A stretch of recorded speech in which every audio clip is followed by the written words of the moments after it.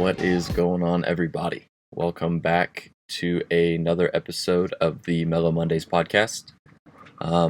This week, we are going to be talking about RV life. I realized last week when we kind of talked about this transition from touring to living out in Colorado, being a fly fishing guide, that I kind of just talked about the RV briefly. But it's been one of the biggest changes in my life over the past year. Yeah, I thought maybe it'd be something that people would find interesting. There's a lot going on in culture today about living RV life and how glamorous and amazing it is, which I'm not saying it's not, it's pretty sick. But there are also a lot of things that go into living in an RV and a lot of things that needed to be figured out. And yeah, I don't know. Might be something that you all find interesting. Um, for the longest time, I had always wanted to live in an RV. I kind of talked about that last week, and I don't know why. And I think me and my girlfriend kind of sat down and talked about it. We both agreed that it would be something that I want to do it now when I'm young versus when we get older. Not to say we wouldn't have an RV when we get older, but it seems like people live their whole lives, work, and then retire, buy an RV, and start traveling around. It's like, well, I kind of want to do that now. So we had this little dream. Like I said, we found this RV for a super good deal. But the big thing that I learned, especially when buying used RVs, is checking for little defects, especially water damage. So water damage is like, it's inevitable in RVs. I mean, it's not whether or not an RV is going to leak. It is when is the RV going to leak. And unfortunately, we have a 2001, so it's 21 years old. We bought it with some water damage. I did not notice the water damage when we bought it. Otherwise, I don't know. In hindsight, it worked out, but at the time, I was very frustrated and it was a lot of stressful work.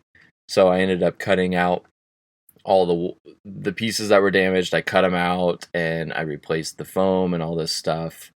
And it was very stressful because the last thing you want in your walls is mold growing while you live in this tiny little box, right? Like that's not the ideal situation.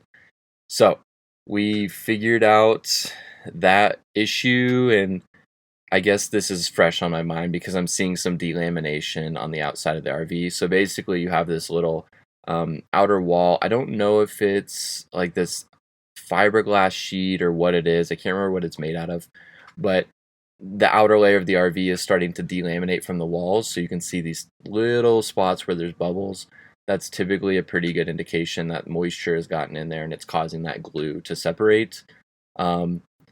It's not an ideal situation. So I kind of went in the process the other day of resealing all the windows and the various places above those spots that possibly water or moisture could have gotten into. Just because water's gotten into your walls doesn't mean mold and stuff is growing. Like some of those spots, they don't feel very soft. It doesn't feel like the wood is rotting out. So it's not like this huge cause for concern, but it is something that in the future we're probably going to have to address, which is fine. It takes a lot of time, and then you have to, you're living in your RV and you're trying to do work on it. But that is the biggest thing I would say if you're interested in RV life or like what it's like. The one of the most important things is upkeep with your maintenance, like just making sure that you are on top of things and constantly fixing things that need to be fixed and preventing things before problems occur. Water is one of the biggest ones, making sure all your seals are good, that sort of thing. We've had issues with our shower where our shower was leaking. The bottom pan had a little crack in it, so I've sealed that and we fixed that problem. But these little issues that arise can be very frustrating, and they can also cause a lot of damage. So I'm not like the most handy person in the world. I am really good at being resourceful. I'm really good at watching YouTube videos and figuring out what I need to do to fix a problem, which is basically what I've done with all of the RV stuff. I mean, we did this full renovation with floor, blinds, painting the cabinets, all these different things. I mean, I've never really done anything like this, so it was really good practice, to be honest, and it was a relatively easy space to learn on because it's so small. But that would be my first like big tip, is making sure that you are capable of doing these things with upkeep. Because if you don't, it can go downhill really quick and you can have a lot of problems. We've had issues with our heater in the winter where the heater's gone out. Once again, YouTube is your best friend. Like, I learned it was this little sail switch in it that wasn't being engaged, so it ended up being a simple fix.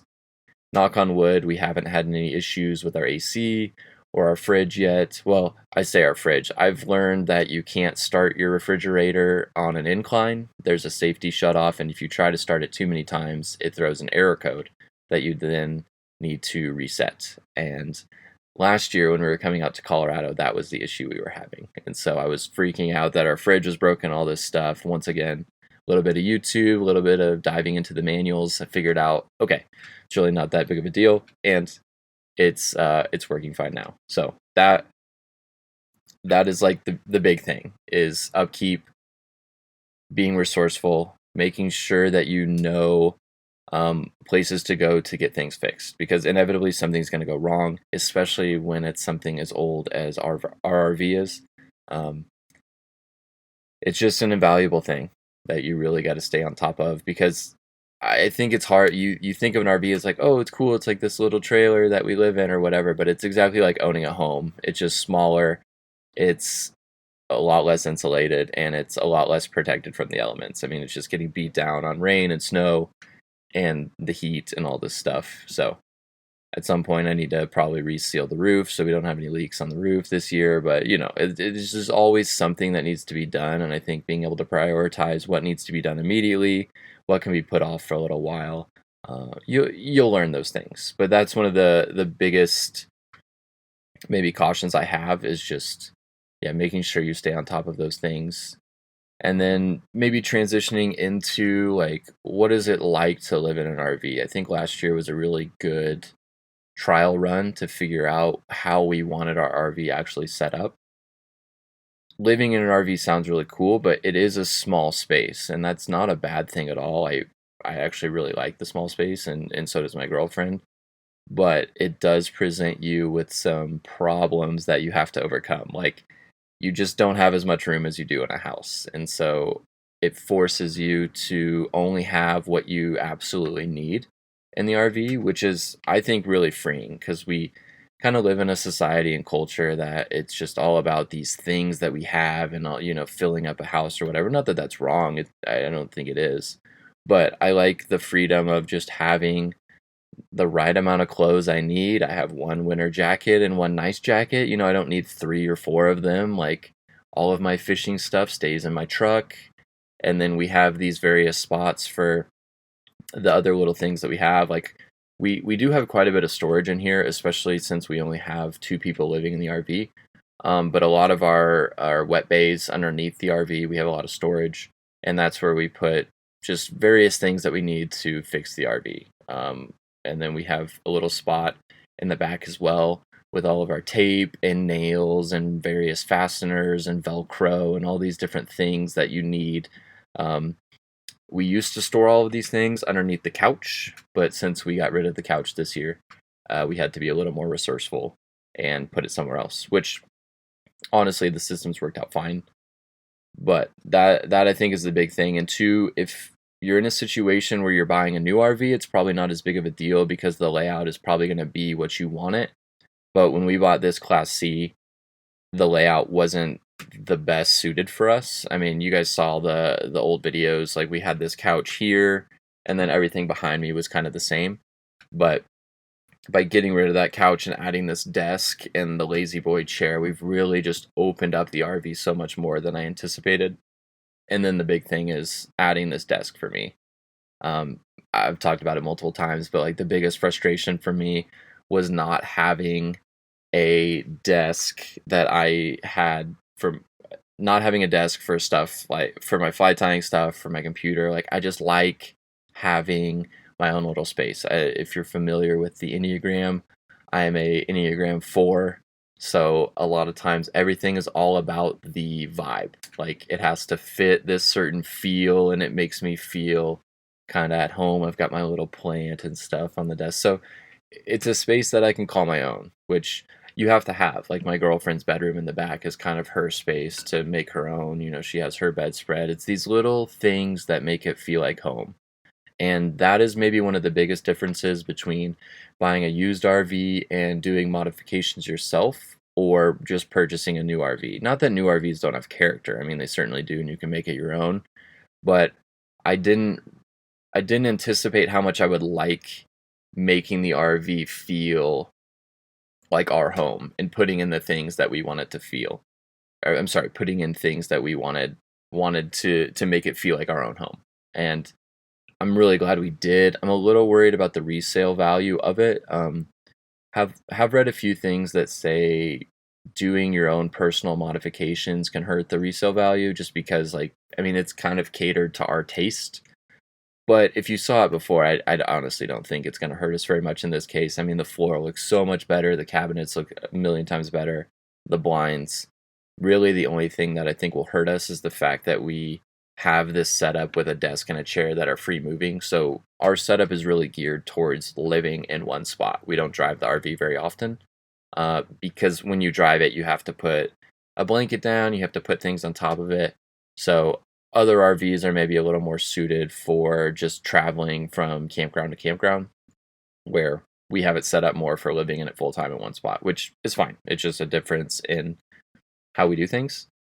But that would be my second thing, is figure out a way to make the RV your own and figure out a way to optimize your storage. I mean, storage is huge, and having a flow that works well is invaluable. Like, even little things like I have a trash can to my left here, and then behind that is my clothes hamper. And so it's like, then you don't have dirty clothes just sitting all over the place, although I sometimes do because it's sometimes annoying to access it.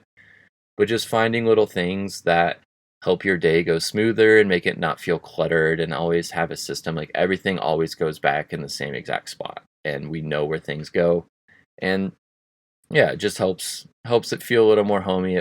Helps it feel not cluttered, which is nice, because sometimes, like, in this small space, when you have just stuff stacked everywhere, it can feel a little claustrophobic. But I think we found a good balance, and it took us time. I mean, we lived in it all last year, and then that allowed us to make these changes over the winter and have it set up a way that we think will be most efficient for us, which is which is great.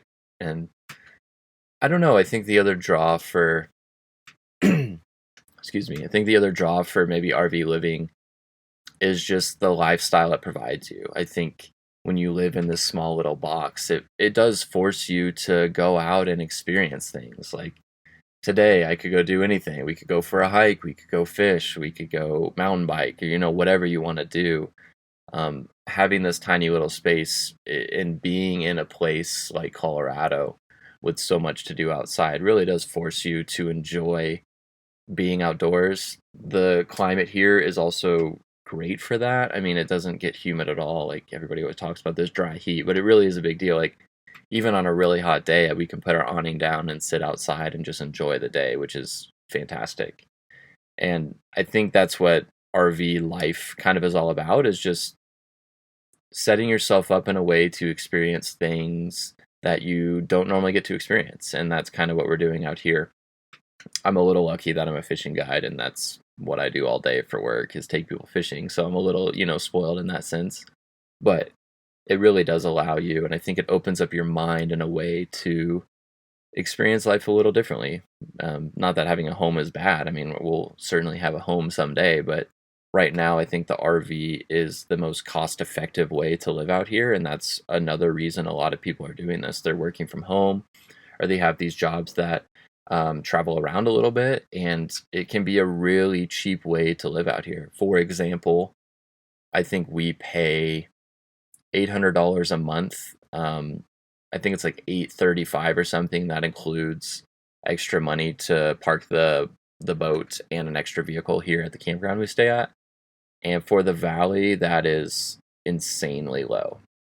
For a 1-bedroom apartment, like in the city we're closest to, you're looking at paying probably $1,200 to $1,400 a month for a nice place. If you have multiple roommates, maybe a little less.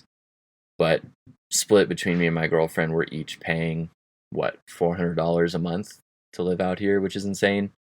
There are other expenses like propane and stuff, but we've found a good system with the space heaters to where we don't run our heater hardly at all, just at night, and that saves us a bunch of money on propane. Another thing to look for if you're going to a campground with a full service hookup is whether or not the electric and stuff is metered. So for example, this KOA, nothing is metered, so we can use as much water, we can use as much electricity as we want. We don't pay any more or any less for it. So that's a really good deal. It's really nice in the summer when it gets really hot. You're not worried about like trying to save money and not run the AC. We can just blast the AC and be comfortable, which is really big.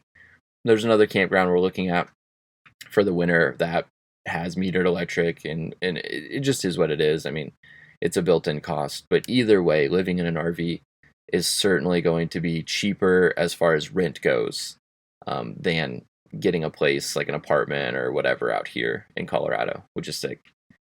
I think our end goal or dream is to buy some land and live in the RV while we're able to build a house or bring something in. I'm really interested in these container homes. I don't know if you all have seen them, but they're pretty sweet. There's some companies out of Texas and other various companies, but they take those big shipping containers and they're making them into, I guess it's a little tiny home almost. It's pretty much like living in an RV. It's the same sort of systems, tankless hot water heaters, window units for air and stuff. Same kind of concept. They're just a little bigger and they're more customizable. It's pretty cool how you can stack them and you can have balconies up on top and whatever. So I don't know. I'm really interested in that. I don't know how that all is going to go. The issue out here is kind of finding a spot to purchase. Land is very, very expensive everywhere, obviously, but especially in Colorado. And then the other issue is water rights. So water rights in the state are very, very tricky. You don't want to purchase somewhere where you're not going to be able to get water. There are some places out kind of by where you are that people pot their water in, so they just fill up these big water tanks and they truck them in every day, and not every day, every week or month or whatever. I don't know how long it takes. It's certainly a possibility. I would much rather have a well, but then you get into, do you have land that is even viable to dig a well? How long is the well going to last? And then bringing in electric and all these different remote areas. So there's a lot to consider if you're going to be looking at going down that route. It's where we would like to be. I would love like 30 to 50 acres or something, just some land out here, still close to town to where you can still access things. But I don't know. I think there's something to the state and just being kind of feeling that being in nature and connected to that and having some land, I think would be sweet. But it is definitely a money thing. But that's why we're living in the RV right now, is just kind of trying to save up some money. Last year was a big money year for me, purchasing the RV, a drift boat, a bunch of fishing things, a new truck, all those various accessories. So we're kind of rebuilding that money and then hopefully setting ourselves up to, purchase something and then bring something in. But that's where the RV can really, I think, help you achieve those goals. I mean, we have a place that feels like our home. It's mobile, so we're not tied down to one spot. I mean, if we wanted to leave the campground tomorrow, we could. We don't have a lease. It's just month to month. So once we pay for a month, we're here for that month. But if we want to leave, we can. And I think it does give you a lot of flexibility and a feeling of not being tied down as much. Although, I mean, we both have jobs here in the valley. It's not like we can just like leave whenever we want. But there is this feeling of living in an RV where it's like, oh, like, if we wanted to take our home to Moab tomorrow, we could, and that's a good feeling. And it's just a different, I don't know, it's just a different way of life. And I think touring maybe prepared us for that, where you're on a bus 200 whatever days a year, and it just kind of taught you to go with the flow and be flexible. And I don't know, living in the RV kind of feels that way, but at the same time, it still feels like our home and kind of your safe spot. And me and my girlfriend are both kind of finding our spots in the RV that we can just decompress and relax in, because that's a big thing for me, especially when I'm guiding every day and talking, connecting with people. I need this space to come back to that is my own, to just decompress and relax for a little bit. And I'm very very happy with how we have the RV set up this year. I think it's definitely what we needed, and is going to allow us to recharge and recuperate after, yeah, just long work weeks and days and whatever. And yeah, I don't know if those things resonate with you all or not. I guess as I'm thinking about it, the other thing to consider in RV living is definitely climate. Um, I would probably not recommend living in a cold climate with the RV, even though that's exactly what we're going to be doing this winter. The only thing is just staying on top of things like water lines and sewer and all this stuff. Like when you get really, really cold weather, you don't want stuff freezing, obviously, your water lines. And having this system in place, RV is actually set up pretty well for being a 4 season camper, meaning we can, stay in it during the winter. All of our bays are heated, and then all of our water lines are run just above the subfloor. So that means when the RV is warm inside, those lines aren't freezing, which is huge. And it just comes with little tricks. I know we haven't done like the full through winter living yet. We stayed a couple years ago at a campground during the winter, and it snowed like 13 inches. So we have a little bit of feel of like what it would be like. But you can put up those little kind of shields or whatever dividers between the ground and the bottom of your RV. That just helps wind and snow and things from blowing underneath, helps keep it insulated a little better. So that's something we're looking into this winter. But once again, I mean, the space heaters has been the huge thing for us. Running the space heaters all day when we're here, that just cuts down on needing to run the propane heater, saves us on money in that sense. But if you're living in it in the winter, you're just gonna have to pay for propane. That's just how it is. It's another one of those little expenses, but it's still going to be cheaper to do that than probably buy a house or rent somewhere out here, at least at this time, just with the housing market and everything going on. So we're okay paying that cost, but I think it's something that is important to remember when you're trying to get into this. And I think the final thing is just be prepared for various costs to come up. Things happen, things break. You always need something to fix something. So treat the RV as a home. I think initially when I bought the RV, I wasn't as prepared for that as I should have been. I was treating it more like just like a vehicle where, not to say you don't have maintenance and stuff on a car, obviously you do, but it doesn't feel the same as like, oh, I need to put a new roof on my house. Having an RV is similar to that. You're going to have things that need to be taken care of. Be prepared to have cash on hand to pay for those things, because the last thing you want to do is neglect something because you don't have the money, and then it compounds and compounds and makes the problem worse, and then you have to make a decision about getting rid of the RV or fixing it or all these things. And I've gone through that mental peril when we had that water damage and a little bit of mold in the back. I was so ready to just sell it off and get rid of it, not deal with it. I'm very glad that that's not what happened. But I definitely went through that emotional roller coaster of being frustrated about buying something and having these surprises come up, and just not knowing how to fix it or I wasn't prepared, and we've learned, and I'm very thankful for that. And now I feel much better about diagnosing problems. I think the other thing is, yeah, RV forums are actually really, really helpful for any questions about this. So I use the IRV2. It's IRV number 2. I think it's .com. And they have just a huge amount of information. You can go in and search all these different threads and stuff. I've posted multiple threads in there. People have gotten back to me pretty quickly. I've been able to diagnose electrical issues and various things like that because of them, which is a very, very unique website that I feel like actually gives you like really good information.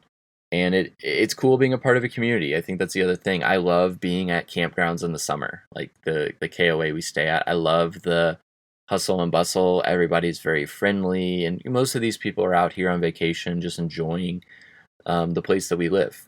And so it's cool to be a part of that, and everybody's very friendly, and just something about the vibe. It's kind of the same vibe as like the lake in the summer, where everybody's out there having a good time, grilling and all this stuff. It just, yeah, I don't know, it feels good to be a part of that community. And it's fun to say that you live in an RV full time. It's definitely not something that we want to do forever, but for right now, it's something different, and I'm glad we've been able to. I don't know. I'm glad we've been able to experience it. It's something that I've always wanted to do, and to say that we finally did it and that it's not been a letdown has been really, really cool. So I'm excited. Yeah, I don't know. I'm excited for what we've been doing, and I'm excited for just the flexibility and money saving it's provided us. Hopefully, these things have been helpful or a little insightful to you all. Um, just if you're curious about RV life, or if you're actually thinking about making RV living a part of your life, certainly reach out if you have any more questions. I don't, it's kind of a broad spectrum analysis of like what it means to live in an RV, but those are kind of the big things. It is a transition. It takes a while to get used to a smaller space, but once you figure it out, I think it can be really helpful. You can also buy RVs that are massive and way nicer than the one we have. We have a Class C with no slide outs, so we're pretty limited on floor plan. But some of these big fifth wheel trailers, they're so nice. I mean, they're sweet.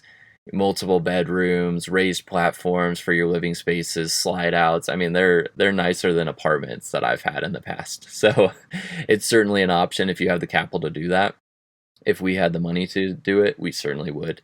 But it's a little out of our price range at this point in time. But maybe someday we'll get there.